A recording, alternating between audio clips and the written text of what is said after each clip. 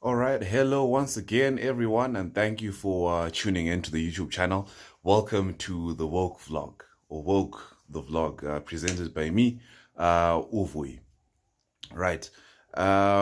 This is our pilot episode. This is episode number one. What I released last week wasn't really an episode per se. It was just an introduction, just to give you guys a brief synopsis on what exactly we'll be doing or talking about in this YouTube channel, right? And I don't know. I was conflicted. I didn't know what to present on, what to talk about. The conversation that I should begin, that I should start as the pilot episode.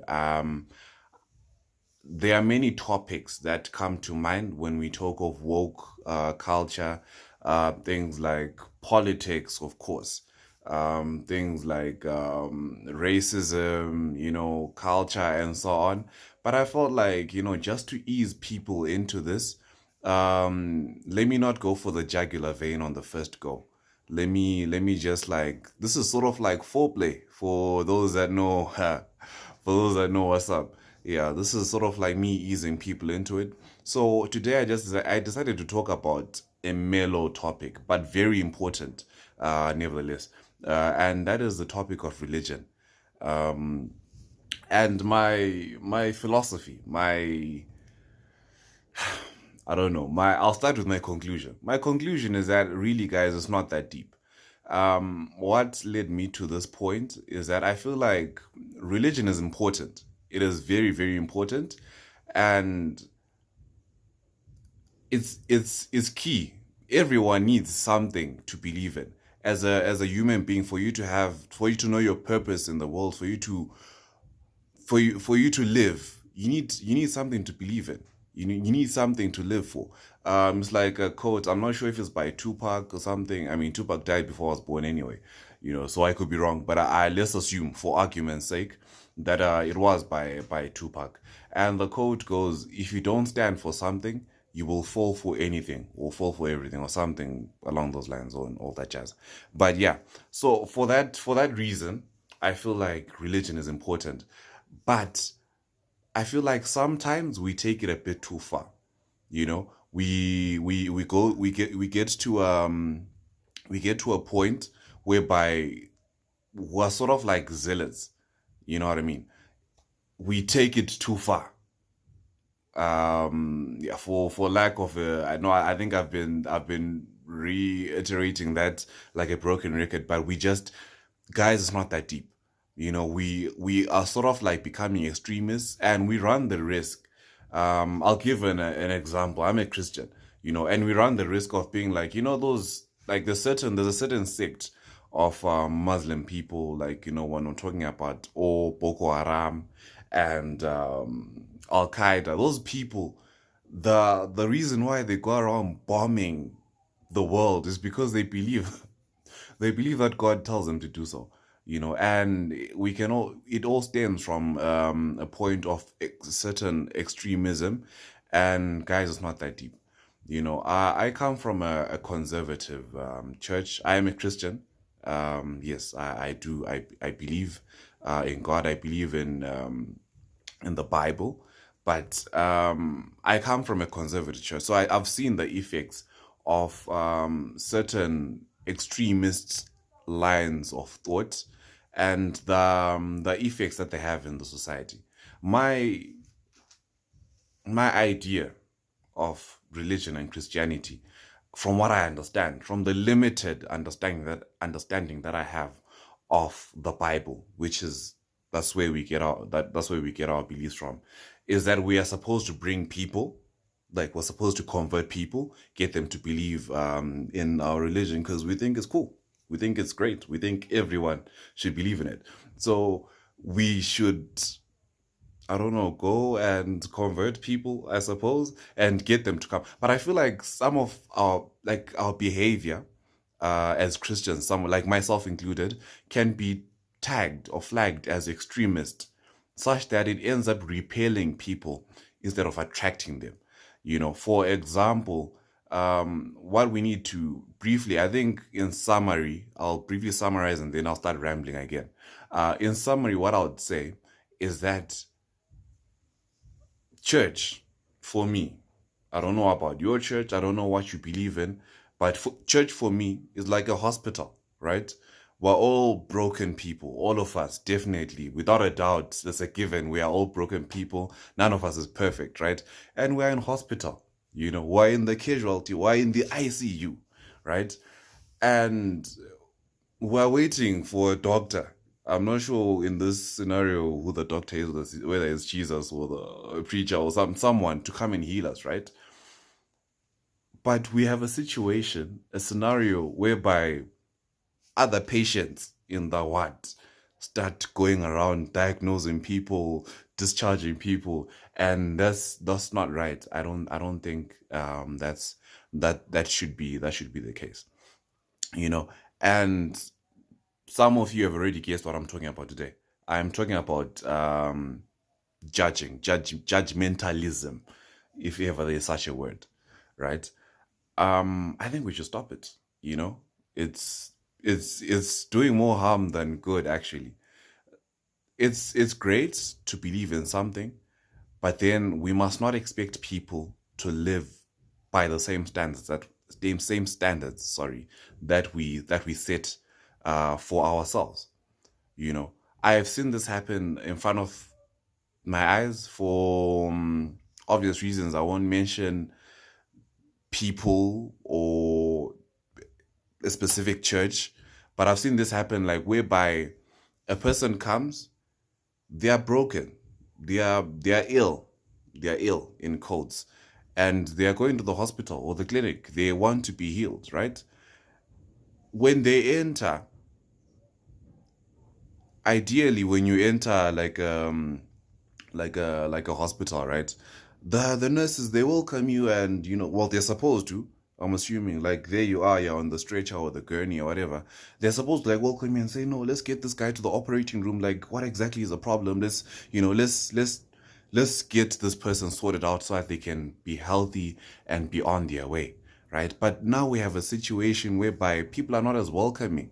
You are judged by the way you look, by the way you talk, by the way you act, as if already you're supposed to come whole or healed or perfect. And I won't go into too much detail because I feel like we already know the end of the story. We already know how this ends. We have all experienced it. We have all seen it, whether it has happened to us or we have done it to someone. If the shoe fits, wear it, please. Right. And today, my my wokeness or my woke nugget really is just a few lessons on how we can stop being judgmental, guys. How we can bring people in instead of chasing them out. you know and I think, first things first, we need to accept that people are not perfect. Look at yourself. You've got skeletons in your closet. There's a certain life, of course, like we all portray a certain image to people out there in society. There's a certain life or a certain image of yourself that you want people to see. But there's a life that you live behind closed doors. You know your errors, you know your pitfalls, you know where you lack, you know. And we need to assume rightly that everyone is like that. And that said, nobody is perfect. So we need to stop expecting perfection from people. It is too much to ask from you. So don't ask for it from someone else. It is not yours to ask for anyway. A person does not owe you, in particular, perfection, right? And second nugget, I think that I'll share with you today, is that we need to embrace that people think differently from us. I know a lot of us like to be surrounded by like-minded people, and so on, and we pride ourselves on it. But essentially, we don't all think the same. There's about, what is it, 7 or 9 billion people in the world? I don't know. I'm sorry, but that means that is 7 billion different minds, and the way they think is also that's 7 billion different trains of thought at any given time. And it would be very presumptuous of you to assume that someone out there thinks exactly the same way as you do. And to embrace that, to put that into practice, I think you must try as much as possible, or we, sorry, must try as much as possible to step out of our comfort zone. Surround yourselves. Let us, so sorry, I keep saying you, like I'm also a part of this conversation, right? So let us surround ourselves with people that think differently from us. Let's not all the time try and keep ourselves in a bubble of people that think the same way as we do, and therefore will say things that we like to hear. No, that is not the way the world works, um, at all, at all. So another thing, right? Remember that you're not always right. You know, different opinions. So at some point, someone will be more right than you. There is a plethora. Sorry, I'm using really big words. I just learned that word anyway. So there's a plethora, I don't know, of things that you don't know out there in the world. And I personally am fascinated by that fact, you know, that the one thing that I know is that I know nothing. And as such, I must strive to educate myself on certain topics. Hence, we are what? We are woke, right? And yeah, but ultimately, it doesn't mean that I am right. I am not always right, you know. So basically, that's what's up. And the, in closing, I'll just give the last two topics. Stop using yourself as an example of what people should think or what people should do, how people should act. You are not, or we are not the gold standard. You know, sorry, there's this fly that keeps on, it wants to join my vlog. It's fine. Yeah, I don't know how many times I've done retakes of this thing, but anyway, it's okay. Stop using yourself as an example of what people should act or do or think. You are not the gold standard. You are not the ideal person. We have an example. I don't know who it is in your religion, but for us, it's Jesus. Like we have that saying, "What would Jesus do?" It's not what would you do, or what would Tom do, what would Dick do, what would Kudagwashe do. No, it is what would Jesus do. And last but not least, consider the whole person. I believe that intrinsically, like in everyone, there's a bit of bad, but that also means that there's good as well. There's good in every single person. Same way there's bad, no one is completely bad. There's good as well. So that said, don't focus on the bad, but try as much as possible to also consider the good aspects of this person and use that to stop judging them. You know what I mean? So yeah, man, this turned into a rant. This really did turn into a rant. My apologies. Yeah, this wasn't really much of a discussion or a conversation. You can, of course, let's share our views in the comments. This ended up becoming more like a motivational speech, but yeah. Thanks for tuning in once again.